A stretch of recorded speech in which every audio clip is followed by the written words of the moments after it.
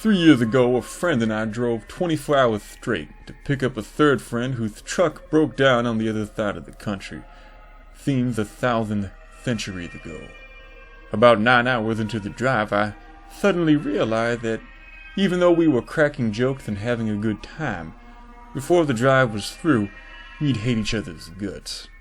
After another 9 hours of wondering how my dumb fuck friend ruined a brand new truck, listening to my other friend sing along with the radio off key, and punishing them both with my rancid gas station food-fueled gases, my premonition proved correct.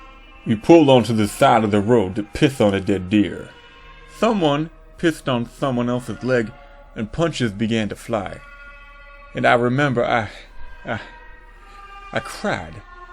I wept like some grandmother. I wanted to tear my teeth out. I didn't know what I wanted to do, and I want to remember it. I never want to forget it. I never want to forget. In the same way, Spec Ops The Line starts out like any other generic shooting game, with light-hearted banter and a focus on mowing down waves of foreign, nameless enemies. It doesn't take long for the first oh shit moment to occur, followed by an oh fuck follow-through, culminating in the biggest distinguishing feature and problem with the game. Spec Ops is the most highly polished meh game I have played to date. The standard weapons, generic enemies, and bland turret sections are elevated by a gorgeous presentation and terrific sound design. Between the roaring dust storms, frightened enemies calling out commands, and little details hidden in plain sight, you'll occasionally forget that you're playing a game so underappreciated that it appeared in the same humble bundle alongside embarrassments like Duke Nukem Forever and Battleborn. But Spec Ops is not all fun and games. God-awful multiplayer and co-op modes were outsourced to some shitty Chinese developer. Luckily, no one plays them, so you won't have to either. Narrative is the focus of Special K, and gameplay suffers as a result. Having the occasional enemy fall over and cry while dying is a nice touch, but when the other 99% of enemies can take a shot to the dick without flinching, it kinda takes the edge off. I found quick-paced run-and-gunning to be the best way to make up for the dull enemy AI. It wasn't until the final act where dozens of enemies shoot you directly in the taint from miles away that I was forced to use Spec Ops' cover system and found out just how unpolished it was. You'll slide out of cover for seemingly no reason and clench walls between your buttocks without meaning to do so. Your teammates make sense in terms of the narrative, but provide little in terms of utility. Often, they'll stand behind cover, missing easy shots while enemies focus on you. While you can order your squad to target certain enemies, doing so requires you to aim at those enemies, which you might as well kill yourself at that point. There is no multiplayer in the main campaign, so your teammates mostly serve to facilitate the plot. There's a point in the game where you are forced to do something particularly nasty against the wishes of your squad. Then the remainder of the game is the developer telling you what a cunt you are for doing it. Even the loading screens give you shit for making the wrong choice.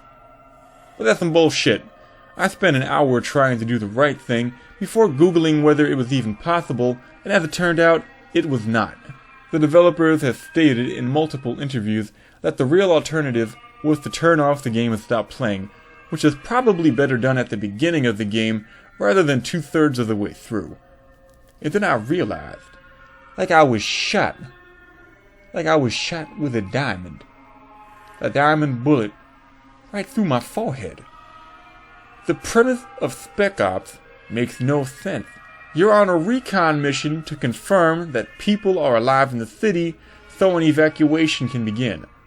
But you can't call in the helicopters after confirming the survivors because the protagonist is worried about the presence of enemy helicopters. But if the enemy has functioning helicopters, why would they need your help evacuating?